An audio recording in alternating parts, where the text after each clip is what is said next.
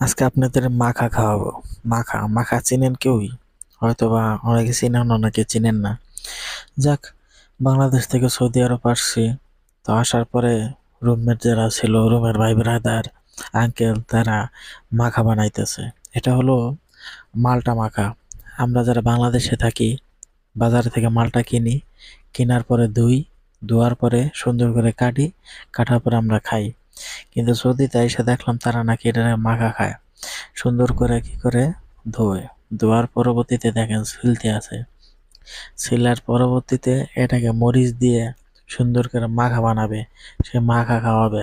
তো চিন্তা করলাম যে সৌদিতে আসলাম, তো মাখাটা না খাইলে কি রকম দেখা যায়। আর অনেক কষ্ট করে রুমের ভাই ব্রাদাররা বানাইতেছে, তো মাখাটা মনে হয় অনেক সুন্দর হবে। দেখেন সামনে মরিচ কাটছে, কাঁচা মরিচ, আর দুইজনে